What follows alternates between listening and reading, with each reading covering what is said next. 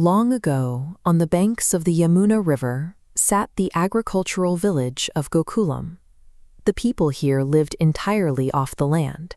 Their daily diet, their trade, and their survival depended on their herds of cattle and the green pastures that fed them. Every year, after the monsoon rains finally passed, the villagers began exhausting preparations for the Indra Yagam.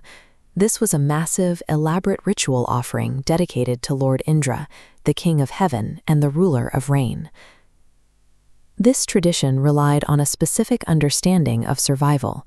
The villagers believed they had to provide a grand feast to this distant, volatile deity to ensure he didn't withhold the rain and let their crops wither.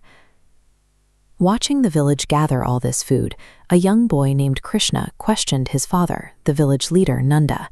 He asked why they were sending their hard-earned harvest to a deity they had never even seen.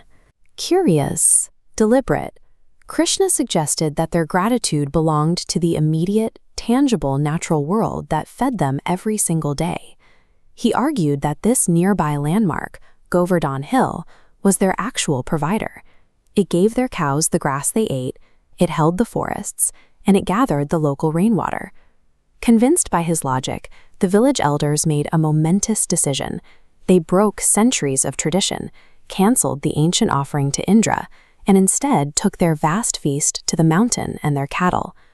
This marked a move away from trying to appease a distant god. Instead, the village chose to show direct reverence for the earth and the resources right in front of them. Up in the heavens, Lord Indra watched this happen. Accustomed to unquestioned obedience, he saw the interruption of his annual tribute as a personal insult. To punish the village, Indra summoned the Samvartaka clouds. This was a legendary, cataclysmic weather system, usually reserved for the end of the world. Within moments, Gokulam was plunged into darkness. Gale-force winds ripped through the valley, and torrential floods threatened to drown the entire village. This storm was the ultimate consequence of power that demanded submission. Indra was willing to destroy the village's entire ecosystem to re-establish his authority. As the villagers panicked, Krishna remained completely calm. He chose not to fight back with conventional weapons or meet violence with more violence. Instead, he walked over to Govardhan Hill, reached down and lifted the massive rock formation clean off the earth, using only his little finger. The very mountain that provided their food now became their shelter. The entire village, the humans, the cows, the birds, and the local wildlife all took refuge beneath the floating rock. Outside, the storm raged without stopping.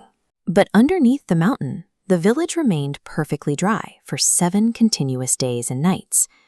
Watching Krishna hold the mountain, the local cowherds gathered around him. With a sense of shared purpose, they pushed their wooden herding sticks against the rock roof, eager to help share the load. Power was being expressed through protective service and quiet confidence, grounding the village in a shared sense of safety and love. After a week of exhausting his strongest storms against a completely sheltered village, Indra realized his wrath was useless against Krishna's resilience. The winds died down, the dark clouds cleared, and a defeated Indra descended on his white elephant, bowing his head in shame before the young boy. Krishna accepted the apology with a simple truth. Great strength must always carry equal humility.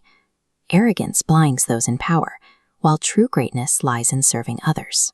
This victory permanently altered the village's traditions, creating a cultural legacy that persists today. Millions of people across India still celebrate Govardhan Puja on the day immediately following Diwali, marking the anniversary of the mountain miracle. Modern devotees recreate the events of the story by building miniature mountains out of food. These elaborate displays physically manifest their gratitude to the earth. The scale of these Annakut offerings is immense. Some altars feature hundreds of distinct dishes, linking the ancient feast directly to today's grand traditions. The story of Govardhan remains a living practice. By continuing to honor the hill and the herds, the festival maintains a direct, sacred responsibility toward the natural world and the animals that sustain us.